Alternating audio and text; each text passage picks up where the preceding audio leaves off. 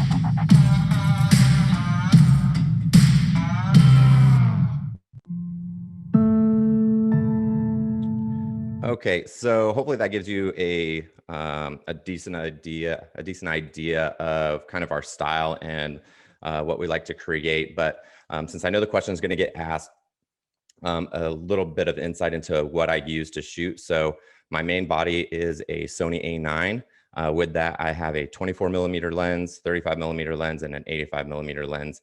That said, the 24mm is fairly new. I just got it about a year ago. Before that, I shot full time for about 7 years with strictly just a 35 and 85. That's literally like the only two lenses that I owned. So you don't need a ton of gear to create good work and to build up a portfolio. Flash wise, I use a Flashpoint Evolve 200 Pro. A lot of people know that as like the Godox AD200. So the exact same light, just a different brand. And then I use Magmod modifiers with almost every type of lighting situation that I do. And then I also use Stella Pro lights. So I use the CLX10, the CLX8, the 5000 Pro, and the 2000. Since this is sponsored by Stella Pro Lights, I figured I'd do a brief couple slides about why I use Stella Pro Lights and why I really love just the product that they make. For one, it's the see what you get type of lighting that you get with constant lights, but that paired with a light that is actually really powerful. And so for a situation like this, where I'm shooting light through a chandelier and inside of the chandelier, there's a bunch of crystals.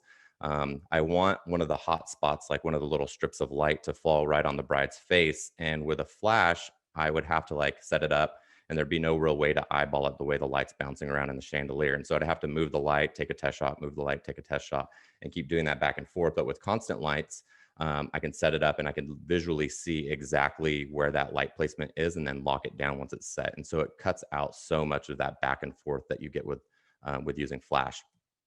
I also love that all of the lights are essentially waterproof. And so all of them can be left out in the rain. And so this is an example. The light is set up outside, shining through a window. And so all the little speckles of light that you see, those are actually raindrops on the window. And the light is just sitting out in the rain, just absolutely fine.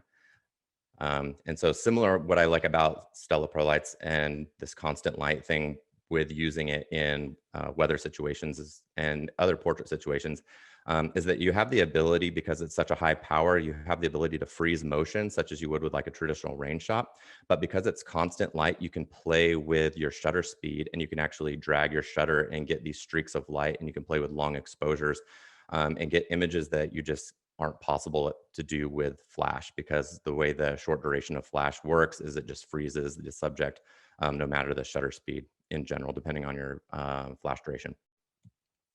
I also love that they're waterproof. So the 5000 Pro and the 2000 Pro can actually be fully submerged underwater. I can't remember the specific depths, but you're totally fine in a bathtub. So you can let your kid play with it in the bathtub as a water toy.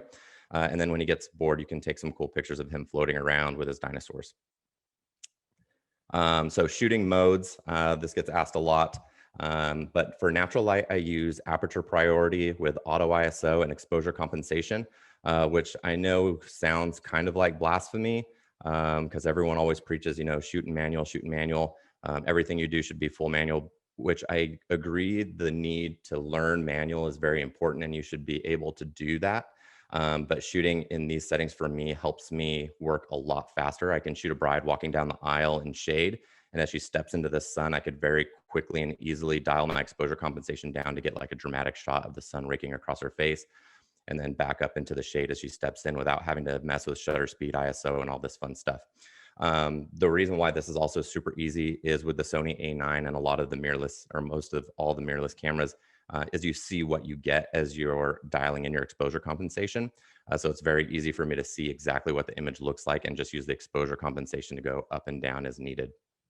That said, whenever I'm using flash, flash is full manual always with the light and with the camera, because in this situation, I'm setting the light. I'm in one situation, I'm getting everything set and everything is locked in. My light's not going to move around. My subject is usually placed in a certain situation.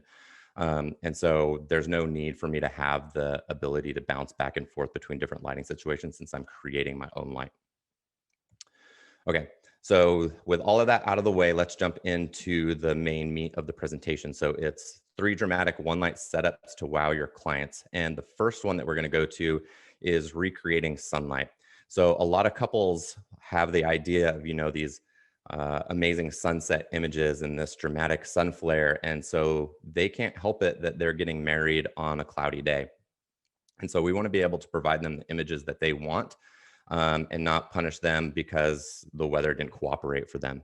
So you can take an image like this that's cloudy and dreary, and you can create something that has a dramatic sun flare coming through with just a single light. So faking sun tricks. So the more power, the better. Color is key and placement is important. So placement, so it needs to affect all or most of the elements in the frame. And so if you think about looking out at a scene, the sun is going to rake across the entire scene. It's not going to just hit a specific point unless it's being blocked by like a building and stuff like that. So you need to keep these elements in mind when you're placing your light. That said, it also needs to come from a location that the sun could actually be coming from. So this is an example of bad light placement if I were going for recreating sunlight, which I wasn't, but I'm just showing it as an example. The light's directly behind them, and you can actually see a line here in the leaves where the flash is. And so if I was actually trying to recreate the sunlight, I would need this light to be back behind all of these trees and it to affect the entire ground because that's how the sun would naturally fall. Same thing with this. So this is actually just a test shot, making sure that my power and everything was right. And but the sun wouldn't come from the side of a building, right? If you get a little bit of a different composition, this is a little bit more believable because I don't know, is this trees? Is it a building?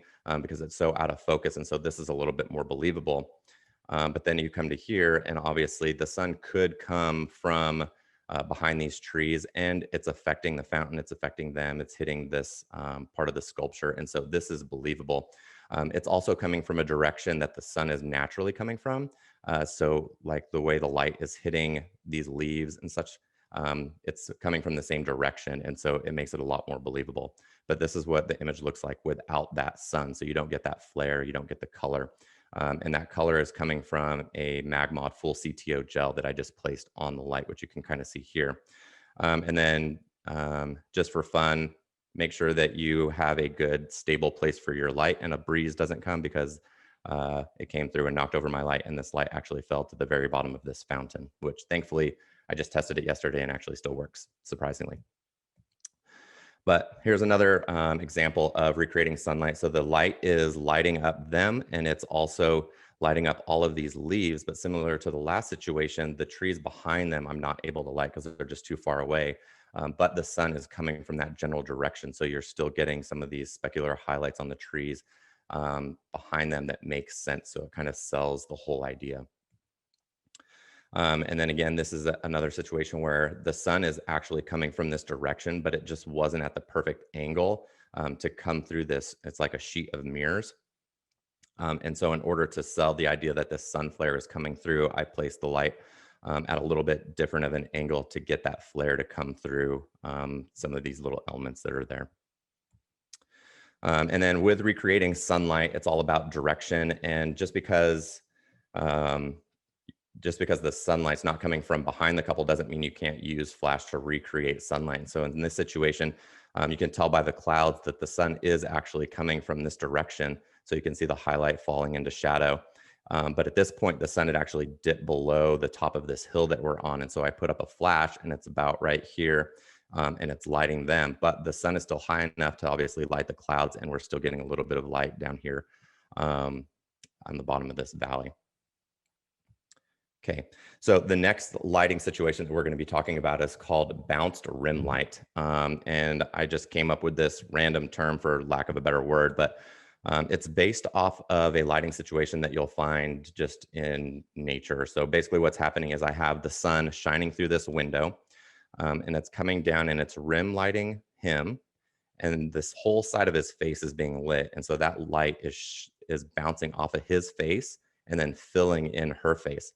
So the reason why I really like this setup is because the groom or the guy gets kind of this masculine rim light, but the light that's bouncing into her face is a nice soft light. And so they kind of get two different lighting elements off of the same light with this technique. But we can recreate this with flash in the same exact situation where I place a light behind them. I aim it at his face to give him a rim light and then make sure that that light bounces off of his face into hers. So some tricks with this is that the distance matters. So the distance that you place your light to the couple matters, and it's all in the pose. So this is an example of a distance that I like for this setup. Basically, you want the light to be just far enough away that you get a rim light on the front of his face. And if you're going to show the whole like the whole silhouette. You want to make sure that you get a little bit of rim light behind as well to help separate them from the background. And then from there, the light bounces off of his face and then into hers. If the light gets too close, what happens is that you don't get a rim light completely on them. And if you get too far away, you end up needing a lot more power in order to get the same effect. And then you can see how the light's kind of spilling on the ground here a little bit. The further away you get, the more of that you're going to see on the ground, unless you start using grids and all that fun stuff. And then you end up needing more and more power as well. So touching on the pose aspect. So here's the image again that I talked about where the light is outside shining through a window. Now the light is directly behind them and they are basically looking at each other nose to nose. And so there's no way for that light to bounce around and bounce off of his face into hers. But if you have him look slightly away from her, what happens is that he looks away from her, which opens it up so that the light can bounce off of his face and then into hers. So the trick with the pose is I usually have her look at his ear, because if she can see his ear, then the whole side of his face is visible and that light can bounce off of his face into hers. And then from there, once the face angles are set, then I can have her kind of look down at a shoulder or something like that. And so you don't actually need to use this where, the groom is in full silhouette. You can still use the natural light to kind of fill in so you can see the groom's face, but you can still kind of make her just a little bit brighter.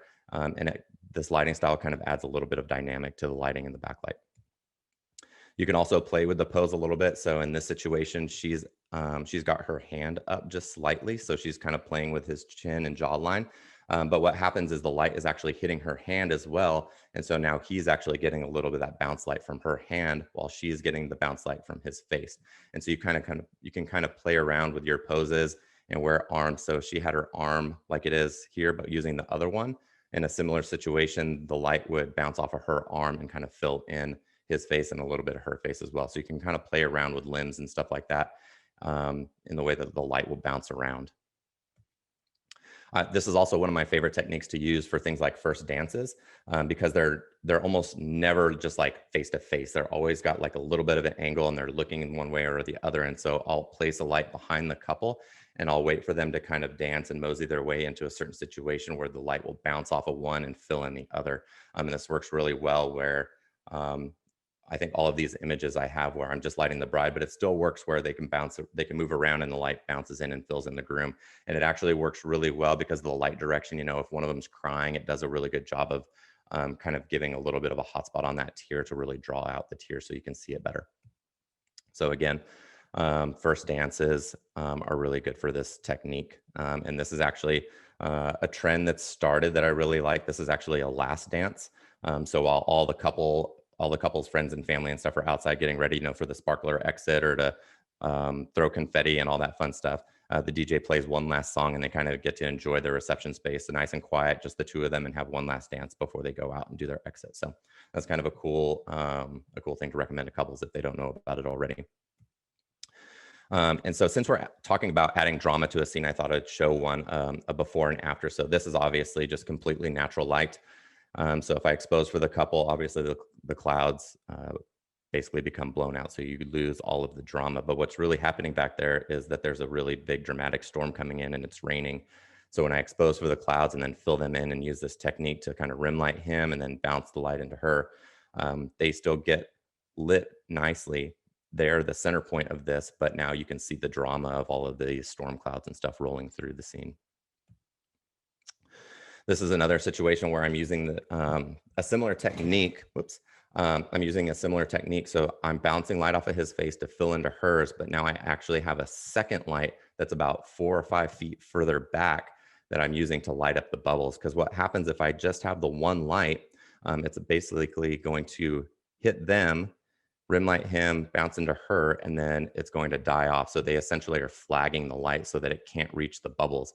And so if I have a light pulled further back, I'm able to spread that light a little bit more and actually light up all of these bubbles as they're blowing by. And here's a behind the scenes look at that in case you guys are curious. I just got 3 guests from the reception hall to just stand in off to the side and blow bubbles. But a fun thing about this setup, and it's something that I'll touch on a couple times in this presentation, is obviously the main idea of this image was to get these bubbles blowing through the scene, but what's actually happening is that there's a storm getting ready to roll through. And you can kind of see there's like these bubbles are like stretching and warping because the wind's starting to blow really hard. But this is kind of like some speckles of rain, and this is like a bubble popping. And so what I saw was these speckles of rain. And so after we got the bubble shot, I said, okay, you know what, we're here. Let's go ahead and roll with it and see if we can let this rain come through. And so that's how I got this image. And I really like it because you can see the wind blowing through. And so this rain is blowing in a whole bunch of different directions and kind of swirling around them.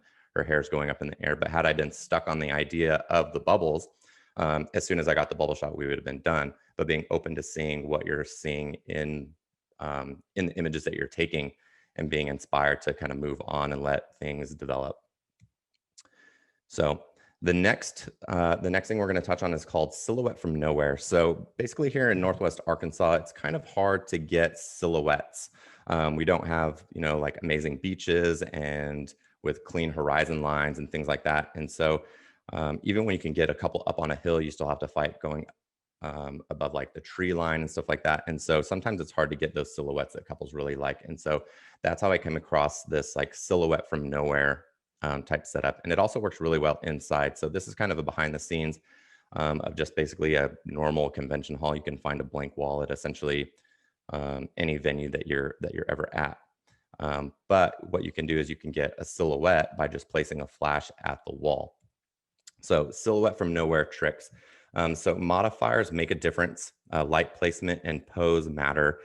Angle of light makes a difference. And I always love to play with my colors when I'm using this, this technique. So one thing that I always like to do is put like a CTO gel on there just to kind of change the colors around. And most of the time I'm having just a little bit of sky. And so I kind of like that play on complementary colors. And then the pose matters just because you're creating a silhouette. I always want to be able to see the full silhouette of someone's face. And so if they're looking away, I don't want their head to just be a blob of darkness. I want to be able to see like their nose and cheeks and jaw lines and stuff like that. Okay. And then this is an example of, this is a chapel that all of our couples, when they get married here, they kind of want this iconic image of them in front of this chapel. And so what I like to do is just play around with the settings and the setup and the time of day and try and get all of our couples something a little bit different, even though they're getting married at the same location. So I never want a couple to go to another couple's house and be like, oh, we have that exact same image on our wall. But with this image, I was shooting at, I think, 1/20th of a second. So I was shooting with I was relying on my in-body image stabilization so I could keep my ISO really low. But what had happened is in one of the images, I noticed that I had jerked the camera a little bit and the chapel had started to blur. So this kind of goes back with the idea of the bubble portrait, being open to inspiration, even though it's a little bit different than what you initially had planned. And so what I did is I lowered my shutter speed even further, and I intentionally shook my camera up and down so that the chapel blurred, but then the flash froze the couple. But what I noticed was that the flash was gelled orange at first, and it kind of blended in with the chapel too much. And so I changed the color of that light or the color of that gel to blue to help make that couple stand out a little bit more. Okay, so for this one, this is, the exact same thing, just light pointed at a wall, have them pose. But here I'll talk a little bit about the modifiers. So modifiers I always have the light pointed at the wall. I always have a Magmod sphere on the light. And so what this does is it gives me this circular pattern where if I didn't have the sphere, it would be a little bit more rectangular. And then from there, I'll use a gel if I want to change the color. And then I'll also add a grid. And so what the grid does is it basically just, you'll still get the circular pattern, but the grid will just make the pattern of light just a little bit more narrow. And so if you find that the light's spreading too much, or maybe it's spreading up and down too much, you can throw a grid on it. And what that'll do is it'll make sure that the only light coming out is going forward onto the wall. So this is an example of where I didn't use a grid, and I like the way that it turned out. So the light is actually bouncing off of the ceiling as well, and it's kind of hitting some of these spheres, these pillars. But had I not wanted that, I could have thrown a grid on it and then it would have just lit up the door. So this is a situation where I liked how the light was spilling, but had you not liked it, you could put a grid on it to kind of minimize that. This is in a situation where the angle of the light matters. And so if you want a direct round circle. You just point it directly at the wall. If you lower the light and point it up, what you'll end up getting is a little bit more of this teardrop shape. And so this is a good way, a good thing to use if you want to like light up more of the wall behind them, so that you can get almost like a full body or three-quarter body instead of just kind of that hip level and up type of light. And it also, if you can't get them far enough away from the wall, this is a good way to spread that light a little bit more. And then because it's pointed up, it's actually coming towards them a little bit more as well. And so it kind of lights them up as well. And then again, you can just kind of play with the posing here. So I always like to, instead of just having the couple look at each other, her play with his jawline, pull him in for a kiss, things like that, to add a little bit more of a dynamic to it instead of them just kind of like staring at each other. I also love to use this technique with other lights. And so in this situation, I have two lights. I have one camera right and one camera left. The one camera left is lighting them, as well as some of the people on the left. And then the one camera right is lighting up all of the people as well. But what this does is the backlight helps draw the attention to you while also lighting up some of these curtains to bring out the texture.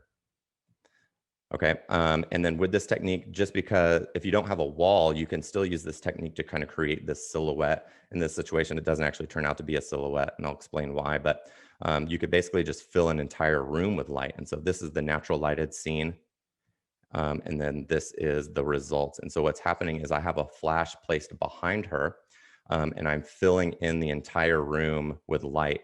But the reason why she's being lit is because the light is actually bouncing off of the wall that she's looking at, and filling in her face. Had I had her stand in front of the door, then she would have been a total silhouette because there would be no light bouncing into her face.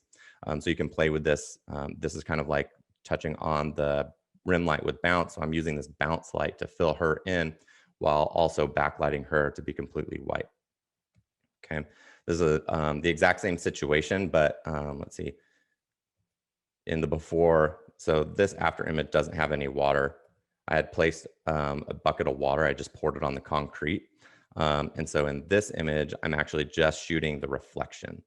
And so if you see here, this is like the line where the water starts. And then this is the reflection. And then right here is actually some of the concrete that you can kind of see through the water. Okay.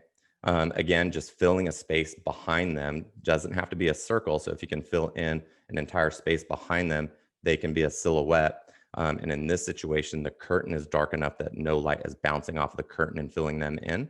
And then I have one more light in front of the curtain, just raking across the curtain to draw out the texture of all of these like flaps in the curtain.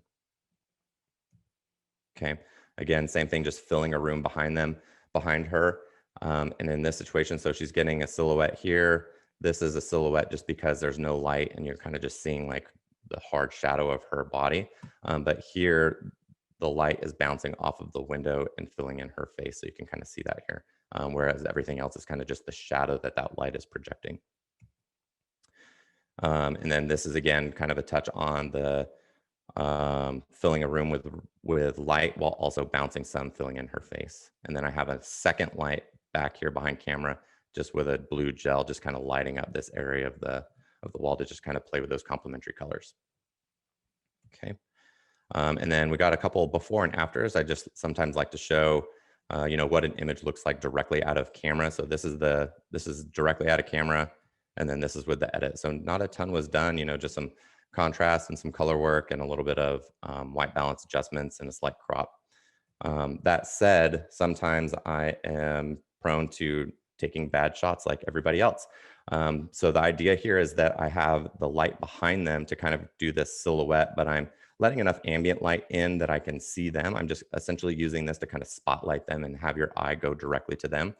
But I wanted to have these 4 stained glass windows in the frame. The problem is as I started to back up to include all 4 images, these handrails came into play, this telephone pole and the telephone lines came into play. If I got close to get rid of all of these distractions, you couldn't see all 4 stained glass. And so sometimes it's important to have an idea of the image that you want to create and also have an idea of what you can do in post-processing. So this is the final image out of camera, and this is with an edit. So I basically just adjusted all of my lines to make them square, and then I just photoshopped everything else out and extended the brick and all that fun stuff. Um, so with that, I want to touch on Patreon, which is it's like an education platform that you can subscribe monthly. And so this entire presentation is based off of an article that I wrote for Patreon about these 3 lighting setups. I also go through like a full walkthrough about how this image was lit, and I do a step-by-step of the edit as well. And I do a bunch of other cool things. I just started a new series that I'm calling Seeing the Light. So the way that I learned how to light basically is I would find interesting light in my house. I would figure out what was causing it, how to recreate it if it wasn't there, and then figure out a way to modify it in some way to make it interesting. And so in this series, I'm basically just doing that process for you. And so I find interesting light, show what's causing it, show how to recreate it, and then I modify it in a cool way to create some type of interesting portrait. So I'm basically helping you build up your toolbox so that when you walk into a room and there's no interesting light, you can look for different elements that you can use to create something cool. And then with that, if you have any questions or anything after the fact, or you just want to follow along with my journey, you can find me on Instagram at VincentImages_Jason. Any questions? You know we have questions, Jason. I'm sure you've probably gotten them a million times. I'm going to start it off with a question that I'm sure uh, has come to you, whether or not. I mean, I know we saw some post-processing work there in regards to removing the pole and straightening everything out, Mm-hmm. but one of the techniques that we've seen, especially when it comes to wedding portraiture, is having like an assistant stand, up close to the couple to get that nice, close, soft light, and then photoshopping the assistant out. Do you ever do any of that kind of No, post-processing work? no. I will have the light like on a light stand, and then I'll just ask someone or ask my wife to move it. But we've never worked with an assistant to like do that for us. And so if it's a situation like that, like I'll literally just ask Chasney to move the light stand for me, or I'll just leave it where it is, and I'll try and place it in a situation looking at my frame to make sure that it's in an area that's more easy to remove. So I don't want it like intersecting with lines in a certain way that I know is going to be hard to Photoshop. I'll put it in an area where I know it's going to be a little easier to Photoshop out. Okay. And, Yeah. and before we get to the next question, it looks like you're frozen there. I thought you were just being really still. Oh, I was focusing on the presentation. I don't know if no. you might just Let me have to see. kickstart the Yeah. camera on there. No biggie. Um, Yeah, I mean that was a question I also had personally because I do see that technique utilized quite a lot, and I wondered if me not being a wedding photographer, I think a lot of our viewers are just starting out or they're trying to get their feet wet on trying different techniques. So I didn't know if that was something that's widely used across the industry as like an industry standard or more of like a niche thing for certain photographers. Yeah, I mean, I think it would be nice to have an assistant at times. It's just something logistically that I haven't wanted to deal with because, starting out, we did so many destination weddings. It was just a pain to deal with, finding someone in a certain location or an added expense to fly someone out or tag along with you in the car for a 10-hour drive and stuff like that. And so now that I'm doing more local stuff, it might be something that be more realistic, but at this point we've kind of just got things figured out and I figured out how to do it that I just haven't wanted to deal with it. No, I can totally see that. I'm a lazy photographer, so the less work, the better. I'll keep it. I'll work with what I have and do that. Now, Jason, if you can talk a little bit about when you're when you're going out and you're trying to, you mentioned that you don't want somebody to walk in and say, "Wow, we have the same or a similar picture hanging on our wall." Mhm. Are these discussions that you're having in the planning process? How much do you location scout? Do you like to go on the fly? I don't location scout at all. No. Hey, there we go. I love it. I actually am like anti-location scout. So we'll go to certain like destination places, and my wife Chasney likes to scout, and so when she goes out, I'll either like not go with her, or I'll just be like trying not to like look around too much. I'm very much someone that likes to be inspired in the moment.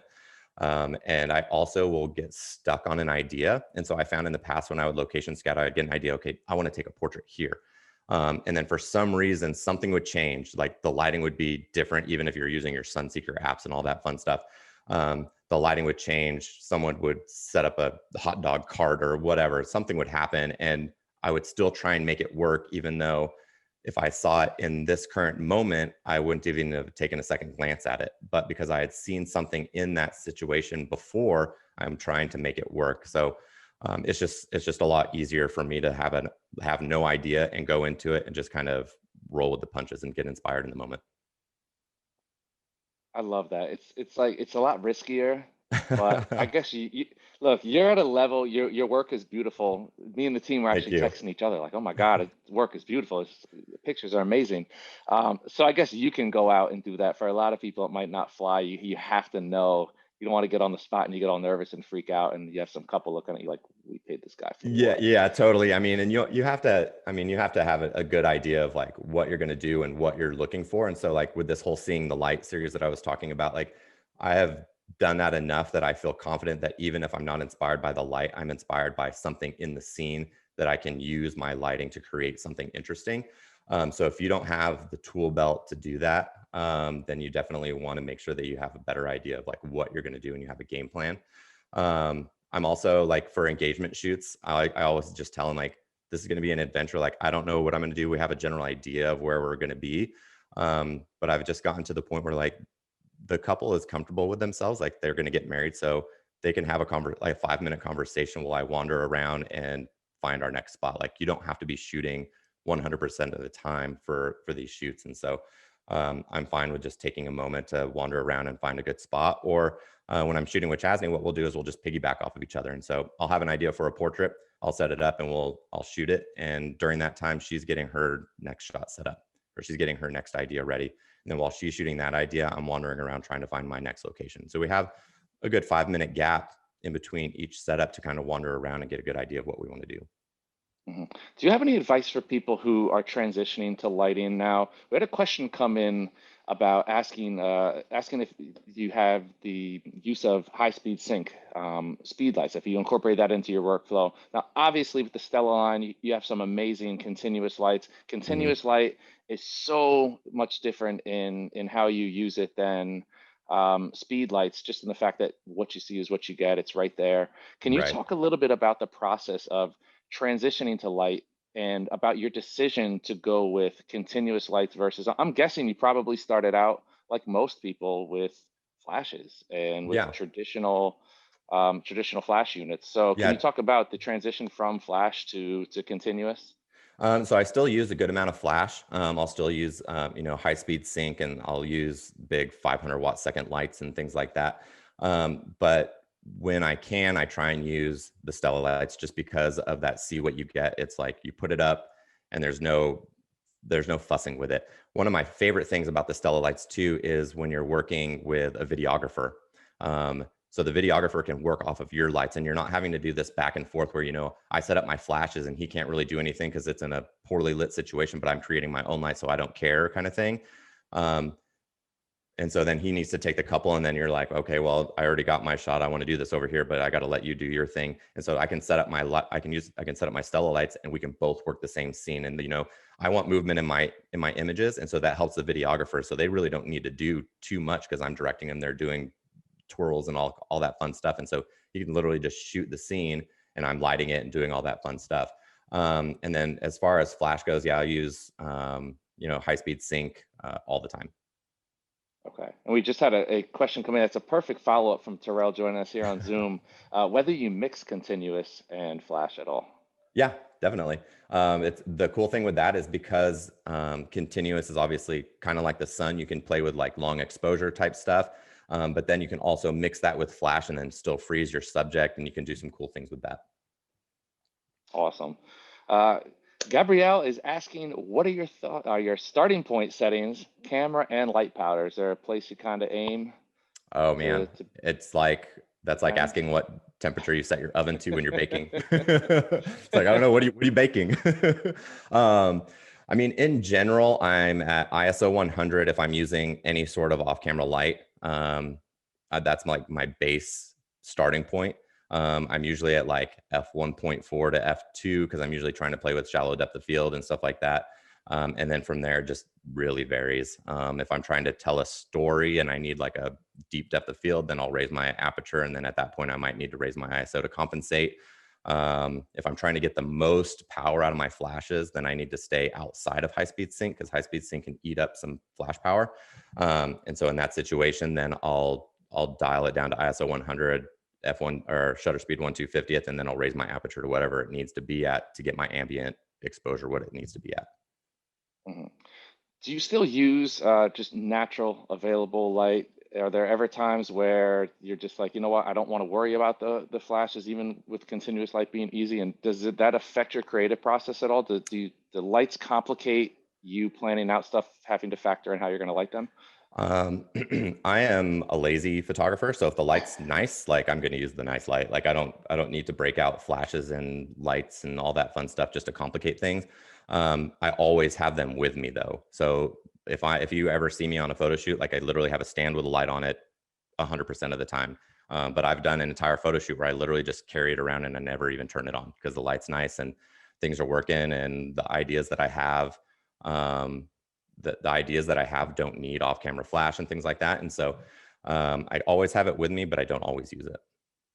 Okay. I mean, I will say this. One of the trends that I don't particularly like in that you see a lot in wedding photography is you have that hard flash with the very short fall off. And I will say the way your ratios to ambient, to the way you light things, it's beautiful. Like I don't get that look of like, oh well, yeah, it looks like someone just popped them with flash in the middle of a forest. And so it is a very natural use of light, even when you know it's like obviously, yeah, you know there's flash there on when you were talking about on certain like backlit shots. Uh-huh. It's still beautifully done. Your shots where you're going for the the look of mimicking that late day sun, very beautiful. So Thank I mean, you. we got a lot of comments in that say the like that, you know, your work is very beautiful. It's very tastefully done, which I know you make it look a lot easier than it is, and Thank we're here you. Thank talking you. about how easy it is, but it's not easy, man. Come on, we've tried to do it. That's why you're on here teaching us. It's easy, but I mean, like anything, you just have to practice with it and you have to fine tune it. And once you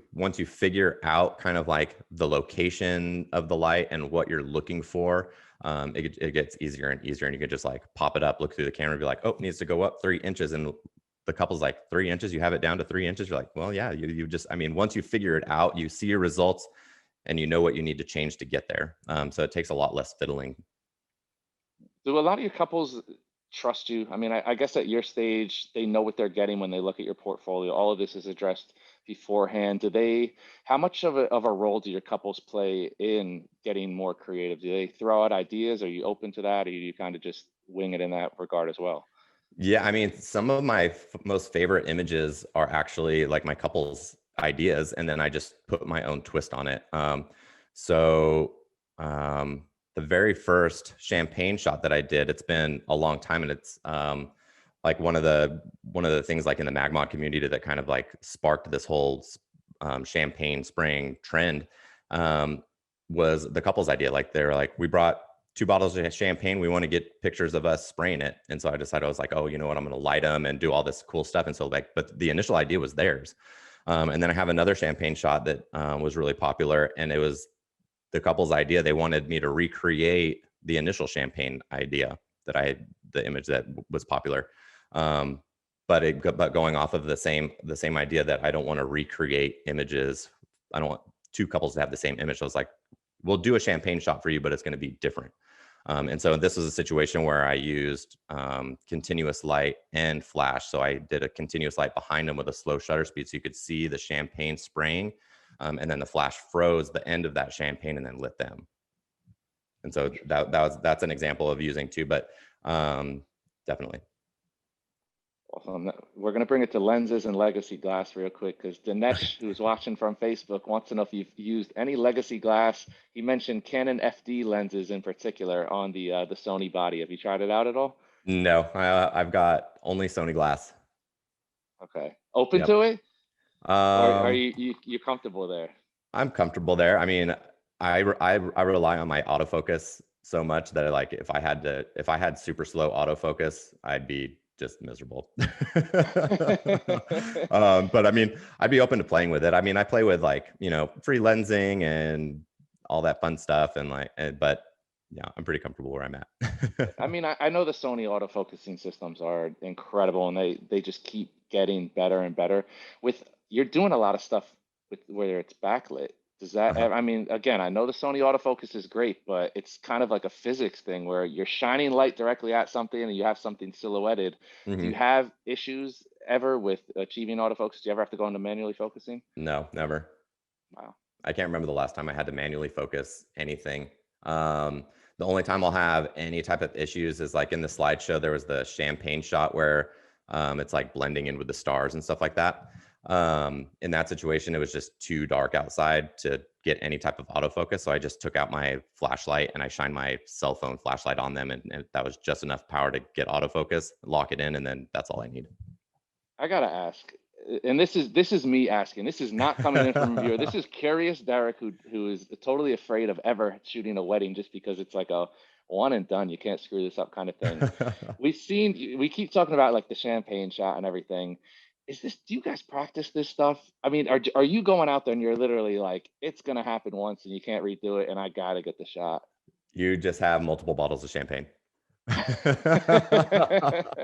The champagne shot with the stars was actually a fun one because they only had one bottle, and so it was a lot of like troubleshooting. And I actually one of the things I ended up having to do is my flash was far like 10 plus feet far away, and it was at its lowest power, and it was still too bright for the exposure I needed to get the stars. And so what I ended up having to do is stack a CTO gel and a CTB gel on top of each other to basically make like an ND filter, since the orange and blue would cancel each other out. And so Wow. that was a way to like cut the power enough so that I could get a low enough exposure on my, or no, low enough power on my light with a high enough exposure on my camera to balance everything out. All right, you're on another level, man. It's I it's troubleshooting. It's a lot of troubleshooting, which is why I love photography so much. So my background's mechanical engineering, so I have like this like very technical side of my brain. So that's why I love photography, because like, you know, I get to do this like creative stuff, but it still has this very technical troubleshooting aspect to the art. And so it's kind of like mixing my two favorite worlds together. it's kind of coming together now. Yeah. Now it's like, okay, engineering, it's like you must feed off the challenge of like coming out here like, you know what? I'm coming out there. I don't know what I'm getting, but Yeah, I'm gonna figure it out that's on the why fly. that's why I love weddings. I love the hecticness of it. I love the like, we need something and we need to do it right now. You got 5 minutes. Now we're getting Like, somewhere. okay. We're gonna keep Jason here for the next 2 hours. We're gonna break him down. This is like a CIA interview. We're getting everything out now. Um, Robert had a question about how you build a scene out. Do you worry about the ambient light and then build in the lights, or how do you approach lighting the scene? A lot of the times I'm inspired by the ambient light, and then I'm simply using my flash to um, draw the viewer's eye into the couple. And then other times I'm using the flash to do all of the work, and I'm basically just dialing my ambient down to what I feel is a good balance. So sometimes I'm darkening the ambient all the way to black, and sometimes I'm leaving just a hint of it. Sometimes I'm exposing for the highlight, so there's like, you know, the cool rake of lines from the sun, and then I'll flash the couple so that you can actually see them and stuff like that. But I always start at ambient and then worry about the light that I'm adding. Okay. And see, we got a question and comment in from Terrell. I'm not the only one. He says, "You've blown my mind. Wow, engineer, I get it now." Terrell, Terrell also asks, for more of your candid shots, such as the party, are your lights prior? Do you priorly place your lights and just wait for them to go, or do you set it up strategically and get them in position? A little bit of both. So for like first dances, when I'm doing like a one light type of setup and they're like moving around, I'll have the light set and I'll just wait for them to twirl into the right place. But then I'll also like, I'll run across the dance floor, grab the light and move it if I need to. So like if I realize like, oh, they've gotten to a spot where they're just not turning, or they're not turning fast enough, then I'll manually move the light and stuff like that. And then for like dance floor stuff, I'll have a couple lights. Most of the time, I'm just doing one on-camera flash for fill, and then one on-camera flash for fill, and then one off-camera flash or two off-camera flashes for backlight. But sometimes I'll set up multiple backlights, and they'll just be on multiple channels. And so depending on what angle I'm at, I'll turn one light off and another light on, while always having my on-camera flash for fill. Okay. And what's the most amount of lights you've used for a portrait? I know if we're talking candid and in the during the reception, you have a lot of lights probably staged, but for a couple portraits, what's the most amount of lights you'll use Oh man, at once? I've used like 5 or 6 before, Wow. but Wow. that's way off the wall. Like, don't do it all the time. Um, Way too 90, much work. I would say, 99% of every image that you'll ever see me post is with one light. Okay. It's very rare for me to get outside of a one light setup, unless it's like dance floor stuff and I have like a scene where I'm going to be there for an hour, and then it's worth me taking the time to set up multiple lights and mess with channels and stuff like that. But with weddings, so much of it is just like run and gun, and like you have 15 minutes for portraits and you're like 2 minutes here, 1 minute here. Like, it's not. And then I don't work with an assistant, so it's just not feasible for me to be like, let me take 10 minutes and set up these 3 lights. So it's just always just one light on a stick, and that's it. Mhm. Now, I'm not an engineer, not even close. I never will be close to engineer smarts. But one thing I did notice about a lot of your work, especially with that one light behind, with that rim light and silhouetting, is there's a lot of shots where it's not completely silhouetted, and a lot of what you see out there of that similar style, it's just okay. They really underexposed. You're only getting the silhouette. I Mhm. did see there was still some information in a lot of these images where you weren't just looking at like a completely a histogram where it's slid all the way to the left, Yeah. and you had still some ascertainable detail in their faces and bodies. So is Yeah. that something that you can? Is there is that are you going for that? Is there something that you're doing that is allowing you to recover the information or?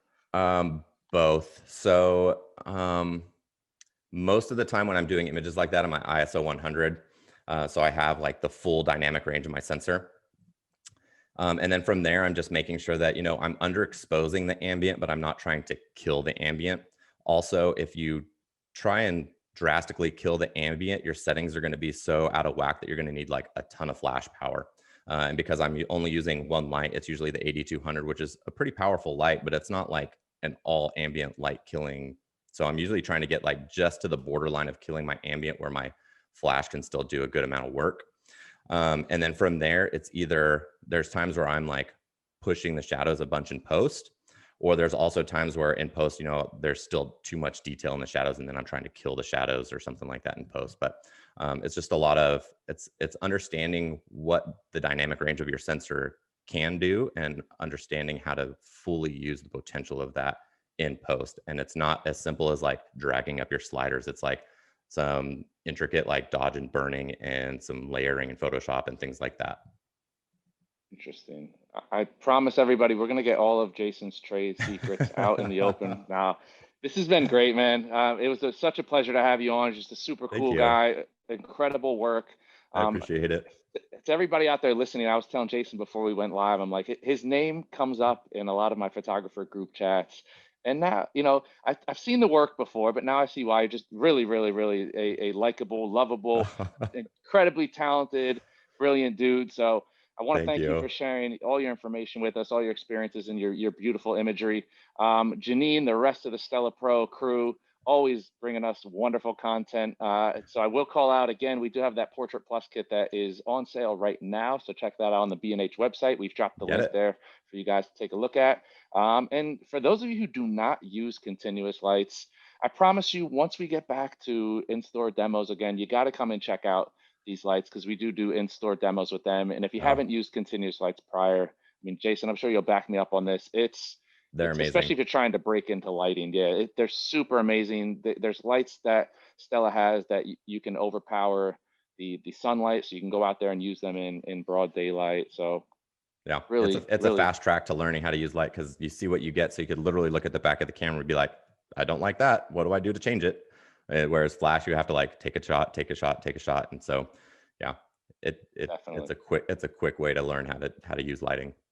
Yeah, that's a perfect way to put it. It's a fast track to learning lighting. Makes Mm. it super easy. You can trust it's there, especially now with mirrorless, where Yeah, exactly. everybody's kind of getting over to the point of knowing what you have before you press the shutter. So, Hmm. Jason, huge thank you again, man. You are welcome back on the B&H virtual event space whenever you would like. You just let Yes, I us made it. know. I made it. You made I passed the first test. it. Yeah, of course, you're good. And again, a huge thank you to our sponsor for today's event, Stella, and to all of our viewers out there. Like I always say, we can't do it without you guys. So thank you for Yes. watching. Thank you for your questions and engagement. But that wraps it up for this rendition of the B&H Virtual Event Space. We will catch y'all next time.